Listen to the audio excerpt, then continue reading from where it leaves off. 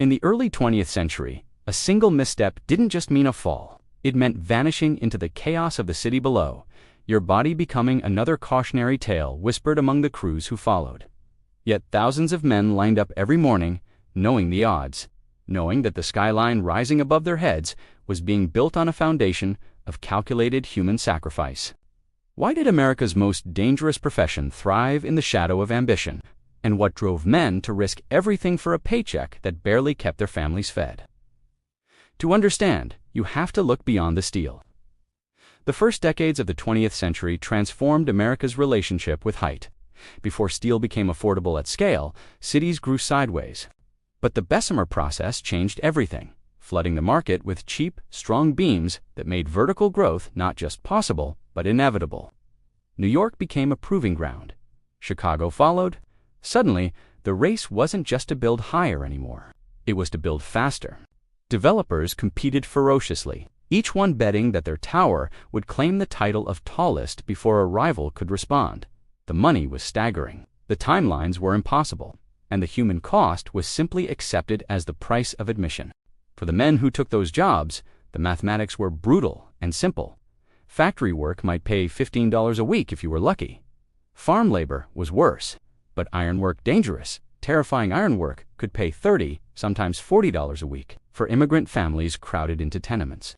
For men with no formal education and fewer prospects, that difference wasn't academic. It was the difference between your children going to school or going to work. It was meat on the table instead of bread and water. Word spread through boarding houses and church basements in waves. Irish families heard about ironwork through cousins who'd already made the leap. Italian laborers heard about it from neighbors. The Mohawk men from Kennewick and Akwesasne heard about it through union halls and from word carried back home by those who'd already proven themselves on Manhattan steel. The reputation of ironworkers preceded them. These weren't desk workers or shop clerks. These were men who looked at a 2-ton beam suspended hundreds of feet in the air and climbed toward it anyway.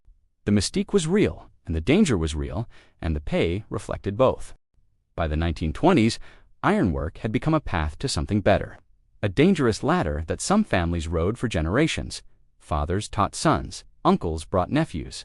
Communities formed around the trade. The Mohawk ironworkers became legendary not because they were fearless, but because they learned to manage fear in ways that most men couldn't. Stories circulated about men who danced on girders, who joked and sang as beams swung around them. But those stories contained a dark truth underneath. Every demonstration of nerve was also a demonstration of the margins they worked within. The narrower the margin, the more skill it took to survive it. The actual conditions these men faced were almost incomprehensibly hostile. A beam measured 8 to 12 inches across the width of a human foot, nothing more. The wind that whipped through the skeleton of a rising building could gust suddenly, pushing sideways with enough force to unbalance you completely. Rain made steel slick. Ice made it treacherous. Sometimes the beams themselves would vibrate underfoot, vibrating from the machinery below, sending tremors up through your legs that made balance a constant negotiation with physics itself. And there were no harnesses, not real ones. The leather belts that existed in that era were crude, uncomfortable. And many ironworkers believed they made the work more dangerous, not less. A heavy belt could throw your balance off at the worst moment. The ropes attached to them frayed against sharp steel. The buckles caught on rivets. Workers found themselves jerked sideways or tangled just when they needed to move freely. The response from the ironworking community was almost unanimous. Refuse to wear them. It became a point of pride. A man who clipped on a harness too quickly was questioned. A man who called for extra safety measures risked being labeled a coward. The brotherhood of the crew demanded a kind of stoicism in the face of danger that bordered on fatalistic. The work itself was a symphony of coordinated terror. A rivet gang operated as a perfect machine, or not at all. The heater crouched beside a portable forge, pulling cherry-red rivets glowing at nearly 2,000 degrees. In a single motion, he tossed the rivet across open air, sometimes 20 feet across a gap, sometimes more to a catcher waiting on a narrow beam. The catcher, balanced on 8 inches of steel, caught the molten metal in a battered tin bucket or with iron tongs, his reflexes the only thing between him and a catastrophic burn. Without missing a beat, he jammed the burning hot rivet into a hole where two beams met. Behind him, the bucker pressed a heavy steel bar against the rivet's head to hold it steady.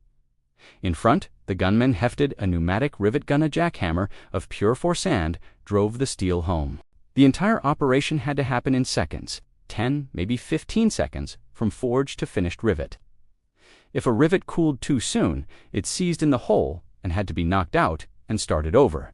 If the timing was off, if the catcher missed, if the bucker's grip slipped, if the gunman's timing was even fractionally wrong, the consequences ranged from serious burns to crushing injuries to a man plummeting from height.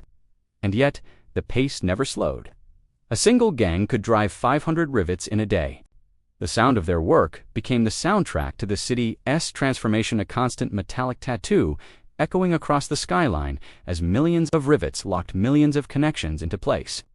Every new floor that rose was purchased with the sweat and blood of men whose names nobody recorded. The economics of the industry actively discouraged safety. In the 1920s, one of New York's leading contracting firms quietly admitted in its internal correspondence that one worker died for every 33 hours of work. The number wasn't hidden away in shame.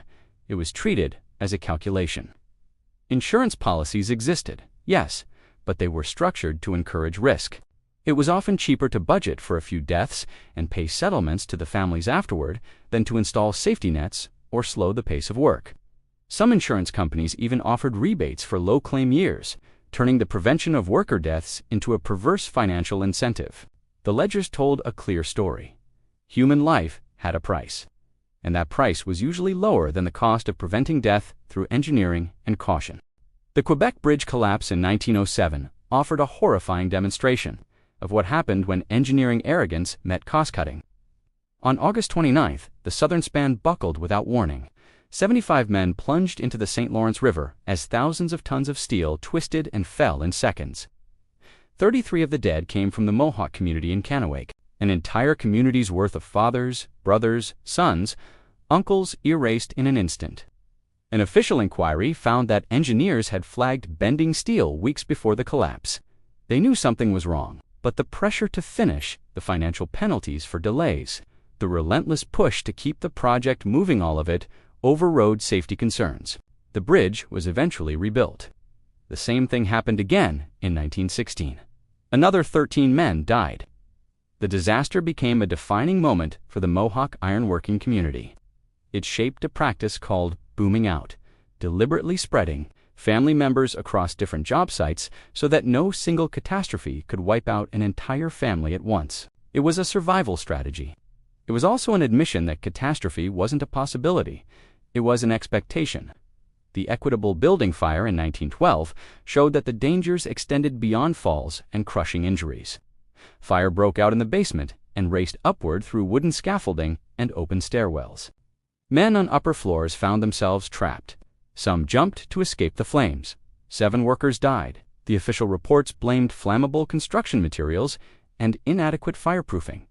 Calls were made for new fire codes and safety drills. Nothing changed. Insurance paid out the claims. Work resumed. The message was clear. Catastrophe would be tolerated as long as it did undisrupt the bottom line. Then the Empire State Building went up in 1931.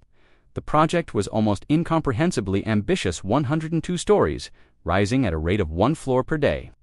Over 3,000 workers swarmed the site. Crews worked in shifts around the clock. The schedule was impossible. The scale was staggering, and yet something different happened. Project managers enforced an unusual level of discipline and oversight. Daily safety briefings weren't suggested, they were mandatory. Crew assignments were tightly controlled. Material flow was choreographed down to the minute. When workers were caught showboating or taking unnecessary risks, they were fired on the spot.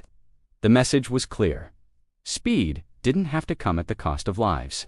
Nearly a century and a half later, the Eiffel Tower stands as a monument to an era when human muscle, skill, and nerve were the primary tools of construction. Over 300 million people have visited it since its opening. Millions more have seen it in photographs and films. A symbol of Paris, of France, of the audacity of human ambition, the tower has survived wars, storms, and the weight of countless visitors. Its iron frame, riveted by hand in 1887 and 1888, remains structurally sound. Modern engineering analysis shows that Eiffel's calculations were not just correct, they provided safety margins that would satisfy contemporary building codes. Today, construction has been transformed by technology. Welding has replaced riveting. Cranes that would dwarf the steam-powered derricks of the 1880s lift components into place with precision calculated by computers. Yet the Eiffel Tower reminds us that the foundations of modern engineering were laid by men willing to trust their lives to mathematics and each other. It stands as proof that human skill can achieve what skeptics declare impossible, and that progress, true progress, requires both vision and the courage of those willing to build it. The question for us now is, what are we building with our machines, and will we remember the price paid by those who came before? Share your thoughts below.